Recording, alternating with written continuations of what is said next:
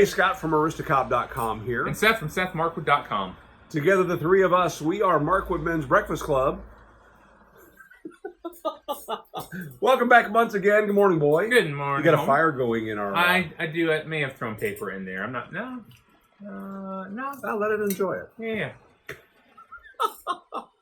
So on today's episode of Markwood Men's Breakfast Club, we're going to talk about a tool that I picked up and how it kind of even relates to the conversation we had the other day about retail arbitrage. I don't know. Maybe we will, maybe we won't. And then I also want to talk briefly about being in the hammock with a little bit of introspection. So I bought a tool. No. Seriously, I did. Yeah. We've talked before when I bought that cordless saber saw, the one that crushed my finger at Menards. Wait. Was it a tool out of the box in a store that you touched? Yeah, I touched it. It hurt your hands in some way? Yeah. No. I did. Wow. It was. You don't say. What are you smoking, by the way? I don't even have anything to smoke. Oh, no. Let's change our background color. There we go. Blue what are you for smoking? today. Lane Q. I mean, Brendan's choice. You should try some. It's beside you. It's really good. I don't know. All right. It's a good day for some 1Q. It really is. It's raining outside. You may have noticed that from previous episodes. So I showed this tool months ago when we went to Ohio. The orange one, right? Yeah, made by Worx. Worx with an X. And I've purchased quite a number of Worx products here recently. And what I'm trying to do is to build up a collection of them based around their 20-volt battery. Mm-hmm. And the challenge is their 20-volt battery is pretty expensive. About $50 for just the battery alone. And so when I find the tools priced right, I'll pick one up just so I get the battery, the charger, things like that with it. And the other day I'm flipping through Craigslist, as I'm wont to do, and I search for the word Worx. And what do I see? Well, they have a tool called the dual drill. Okay, the dual drill. And there was years ago, actually, no, they don't call it the dual, what do they call it? The switch driver. There was a tool years ago called the dual drill. And the dual drill was very similar to this in that you had one drill that had two chucks on it. And you could then chuck into either of those two chucks, whatever drilling tool you're going to use. Right. Well, what Worx has done, and I don't know if they did it to get around patents or if they had to buy the patent to use it, but I've actually pulled up all of the patents for the dual drill just to see. So I was just curious about it. And the most obvious difference was the fact that this does not have chucks built into it. But what you've got going here, there's that 20-volt battery that is on several string trimmers, a couple saws that I have, a bunch of drills that I have. But this is a variable speed. Down here we've got variable speed. Oh, I'm sorry. No, that's the Torx. The variable speed is in the pulling of the trigger. It's variable over 2 speed ranges, so you can drive with it, you can drill with it. And then this other little trigger right here is what releases the mechanism and allows you to roll, to scroll over. But I bought this because it came with 2 batteries, 20-volt batteries. And this is, I don't know, I think it's like $120 at retail. And I picked this up for $35, brand new, in the box. The guy received it as a Christmas or birthday gift, and he is a Black & Decker DeWalt man. And so he wasn't about to stick this with his DeWalt tools. Yeah. And but what a great deal. I mean, for less than I could have bought 1 battery, I get 2 batteries and another weird drill. Wow. That's got some power to it. I like weird tools. And this one is weird. The other thing that this has, the dual drill does not have. The dual drill did not have this little knuckle thing here. So brush your knuckle and up against so the... it wouldn't be spinning, but drill bits are sharp, and that can cause problems. So kind of a neat design, actually, and feel that. The balance is good. Yeah. So I'm not suggesting that you buy this tool, but what I am suggesting is I've been really pleased with Worx tools. I think for the amateur or the serious amateur, they've done some really cool things where they take ideas that could be gimmicky and they put the extra $5 worth of cost into it to make them decent. Yeah. And they sell direct on their website. They sell direct, but through Amazon as well. And I think all the home centers get them around Christmas and Father's Day too. That's slick.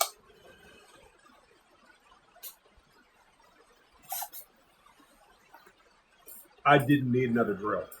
Nope. But I did need more batteries. As I said, we use Worx string trimmers. I've got an 18 volt, a 20 volt, and a 40 volt string trimmer, all from Worx. And their latest iteration of the 40 volt, instead of like the one I have that has a great big 40 volt battery, and I have one battery, the new one uses 2 of the 20 volt batteries. So once I get the new string trimmer, probably sell my other 40 on Craigslist, and then everything will have the 20 volt except for the 18 volt string trimmer, which I think I gave you. Did I give you the 18 volt string trimmer? I don't think you've given it to me yet. Okay, I'm giving you my 18 volt. Cool. Thank you. Worx string trimmer. So I was at a convention recently that had a number of presenters. By the way, we say this all the time, but since this is the first time we've experienced this with the iPhone camera, we'll speak up in case you can't hear us, because right now it is very heavy rain. And so if the audio is garbage, I apologize. The rain picked up, and we don't really know what this is or isn't picking up from an audio standpoint. Sorry. No, it's a good point. So you're saying I should speak up? I was saying you will speak up. So I'm at this convention, and right in the middle of one of the presentations, I send Boy a picture, and it was a discussion of OSHA and safety in the shop. And the presenter was probably 45 minutes into a 1 hour presentation when this slide came up that to me took my breath away. And what the slide was is it basically said what it costs if somebody amputates a finger and what it will cost if somebody gets a sprain of any sort, right? So the finger cutting, that's a table saw thing that's not common in every industry, Right. But people strain themselves on the job. And what do you think it costs if somebody gets a sprain? I'm gonna pull up the picture from my own memory here of that $40,000. presentation. Did I delete it from my phone already? I think I did. Well, I sent it to you in the Voxer message. Yep. Hold on, talk for a second. $40,000. That's a good guess. My wife was just wrote did some copy. She's doing some copywriting work now, and wrote a blog post for a fitness company about the advantages of businesses having a corporate wellness program. And some of the things on there were talking about how there are hidden costs when people get sick, when people are out. You know, not only are you having to pay out the insurance costs, workman's comp, but you're also losing every day they're not working. You're losing that revenue, productivity of other coworkers, other departments that are reliant on Correct. on that person. Productivity goes down. You know, it has a net effect on a lot more things than just that person is sick or that person is out of the office. So that's exactly the point. So unfortunately, the thing I sent you the picture of was actually the picture. I said this presentation is so in the hammock, and it was a pretty bad moment. But here it is. After fines and after lost productivity for a sprain, you're looking at $132,000 for a sprain. And I'm sorry, no. Was that for an OSHA violation? No, that was an OSHA violation. Excuse me. Okay. It's $674,000. $674,000. Now let me back up. The charge that you're going to receive from OSHA, if it's the first time offense, is $20,000. Your workman's comp and cost of lost productivity is another $32,000. Oh, so I wasn't too far off. What the example though was they asked, so what percentage of every dollar that goes through your business is actually profit? Wow. Probably boils down to about 5 to 8% would be your net profit. Right. So how much would you have to sell, increased over and above what you had originally planned? There's the $600 and some odd thousand dollars. 45 minutes into the presentation. Yeah. And we talked on the phone after that, and I said, I have no idea why that presentation didn't begin with that. That would have gotten my attention. Right. And you also, the other thing you sent me was that they made the statement, every OSHA regulation has been written in blood. In blood. Yep. I mean, that's an opening line if I've ever heard one. Mm-hmm. Yes. And that was said 30 minutes into the presentation. So we'll hit on this one more time. And acknowledging fully that this channel does not practice what we preach. That whole idea in the presentation about starting at the beginning with something that's going to get people's attention, grabbing them, and letting them know that, look, what you're currently doing, whether you know it or not, is not working. And it's costing you money, and potentially in this case, it's harming your business. Right. And then going into how can I possibly say that? Well, let me explain. Right. A few weeks ago, we talked about breaking the status quo. One thing I don't think we went into depth on is the way most presentations are structured. Most presentations, it should be a high point. The time in a presentation where people are paying the most attention is at the very beginning and the very end. They hear 100% of what you say at the end of the presentation. And in conclusion. They hear about 70% of what you say at the beginning of the presentation. Everything in between is about 20%. And what most presentations do is they could start high, but instead they start by talking about me, us, we.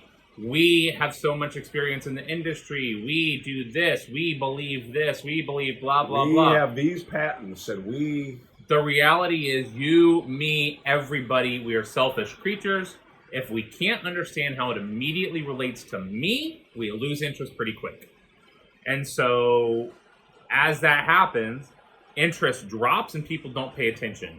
And as they don't pay attention, they're only hearing about 20% of what's actually being said.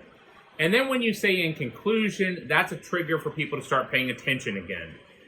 Problem is, lots of presentations, they miss it in the beginning. They put the important stuff in the middle when no one's paying attention. And then everything that comes after in conclusion is either a summary of the stuff that they weren't listening to, and so now they don't have the full context, or it's Q&A.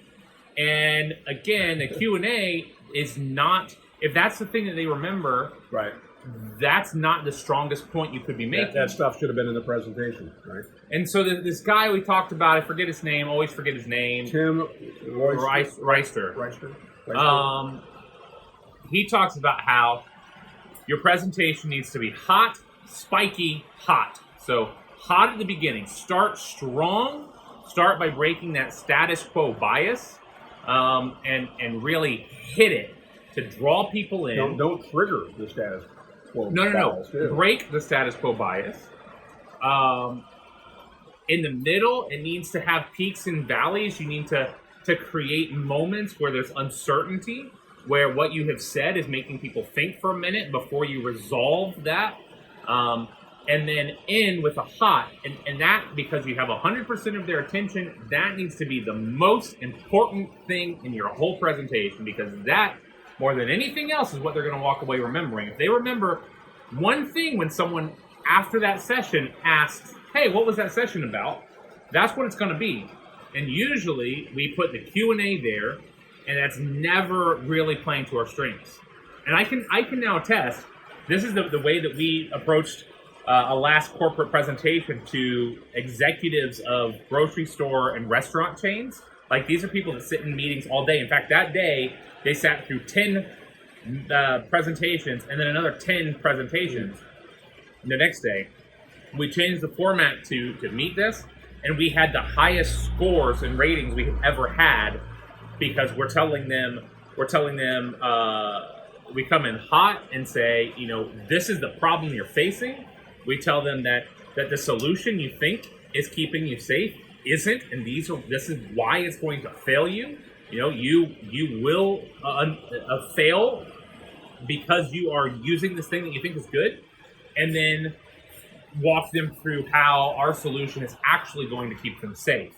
And then the very last, we stopped and did Q&A before we did our closing thing. So we answered your questions. So before we close? Yeah, so we said what we did. So in one of his presentations, he talks about how one thing a way that we connect with a story or a solution is through someone else's journey, right? And so another person's, a case study, another company like us, their journey through this process. The problem is, and he said we all do that pretty well. The problem is we tell that story before they're convinced they have a problem.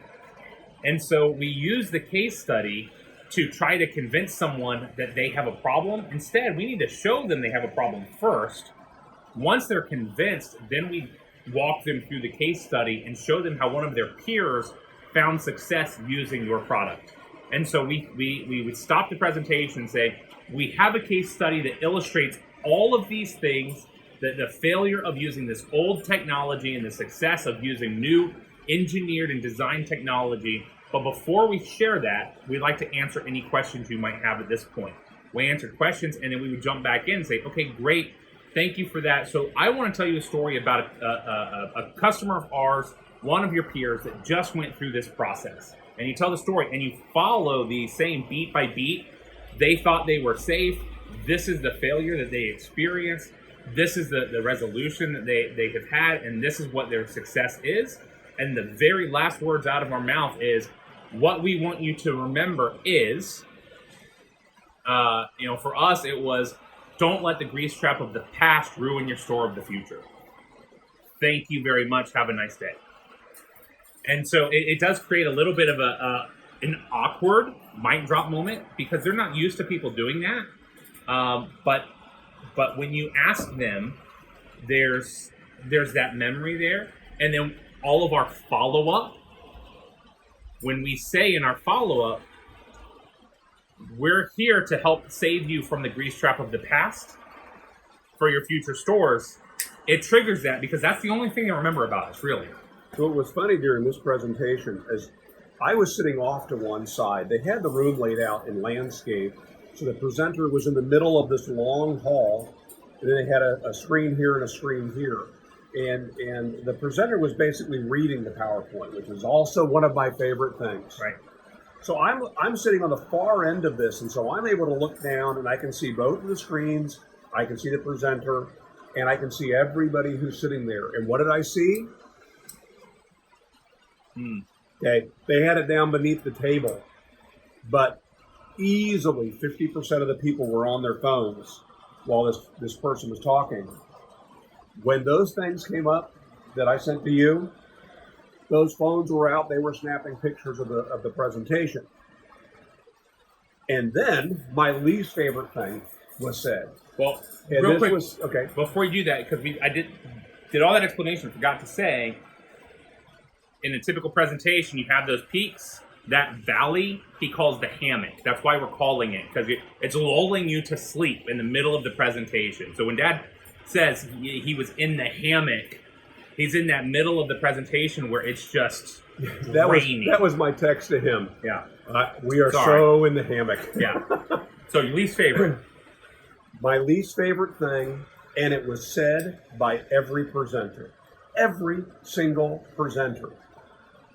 Don't worry, we're going to make the PowerPoint available to you after the presentation. So if there was any chance that anybody was engaged, that anybody was taking notes, it went right out the window. The pens went down. You know what Seth Godin says about that? What does he say? He says, never give out the PowerPoint. Yeah. He says, never ever give out the PowerPoint. If you give it out before the presentation, they look through it and they don't listen to you. If you let them know it's coming after, then they don't have to listen to you. And he said, you never get it out, because at best, they will take it to their higher-ups and give them the PowerPoint. And then their higher-ups will see the presentation without the context and without you there to really dazzle it. Yeah. So instead, tell them that I'm so glad you're interested and glad it was valuable to you, and I would be happy to arrange a presentation with your CEO or whomever you have that would be interested in this. Yeah, perfect. It blows my mind every time I hear somebody who is, to some degree, a professional presenter say that, because it just changes the mood in the room, and people disconnect from the content. So, Right. Even if, and use this if you've got some meeting or something that you're doing with your work. Even if you walk away and leave your notes on the table, or even if you throw them away on the way out, something magical happens when we make notes while we're learning. It helps to connect our brains, the physicality, and the shorthand and the picture or something that we draw helps our brains to recall it. Yeah. So just do it, even if they say, we'll give you the presentation. By the way, if I gave you my presentations, you don't have my presentation. Good luck. My PowerPoint slides are not my presentation. Yeah. They support my presentation, but yeah. One of my most recent presentations, the one I gave at British Water, was 15 slides, probably 11 slides. It's a 20-minute presentation, and in that there were, 20 words total, probably less than that. And those were the title slides. The title slides would have 3 words, and that's it. Everything else is pictures. I also don't put notes in my slides generally, because I just work it out in my head. So you can have them. It won't do you any good after the fact. Yeah. Yeah. So why don't we follow a hot, spiky, hot process here with... Because we don't have time. That's it. You know, it's sort of like Mark Twain talking about, sorry, this letter's so long, I didn't have time to edit it. That's the reality of our situation. We get together, we shoot a couple weeks videos together. Maybe we've had time to think about what it is we want to talk about, but hardly the time to coordinate what we're going to say. I mean, these are the notes for 3 weeks worth of videos that we put together. Just, hey, let's talk about this, and this. I mean, compare this to the amount of time you would spend putting together an hour-long or a half hour, like our show tends to be, half-hour-long presentation. How many man hours go into a presentation? I'm doing a 1-hour presentation next week. I'll sit through it a second time Wednesday. I sat through it once today. This is not a presentation you have created. No, right? No, it's someone else's presentation. I will spend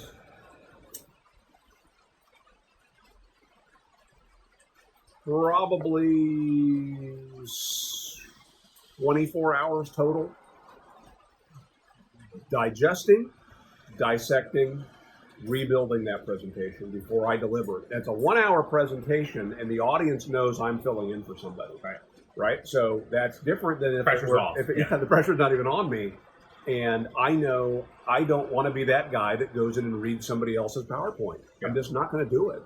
I'm going to give a great version of that presentation. Now that The problem with that is then the word gets out and suddenly I'm the guy that gives this presentation. But I'll take that chance. Yeah, I mean that's really I think you nailed it. Time is just something we don't have to really lay it out. I'm the same way. You know, if I'm making, I spent a couple of days working on that 20-minute presentation. I spent several days working on it before I scrapped it 24 hours before it was due, and then spent another 8 hours redoing it. Sorry, not sorry. Yeah. No, I mean it worked out, turned out great. No, I mean that was the one that it wasn't because of you. It was because I'd gotten into my head. I was trying to make it a presentation that's not the type of presentation I would make, and that just doesn't work. And it turned out that my type of presentation stood out because no one else makes my type of presentation. And so it actually ended up being a really good thing. But yeah, we don't have time to do all of that. We'd love to. We would absolutely love to. It'd be fun. Yeah. Wouldn't it be fun to be Rhett and Link and to show up to film and to have a team that has researched everything and gone out and bought all the nasty food we're going to eat on the show? And No, I wouldn't like that either. I don't think I'd like that either. that by the way, that show, yeah, I don't watch it anymore. I used to watch it not every single day. It's just it's taken. They followed this path that works with their audience, right? And every single day they're eating something weird. Right.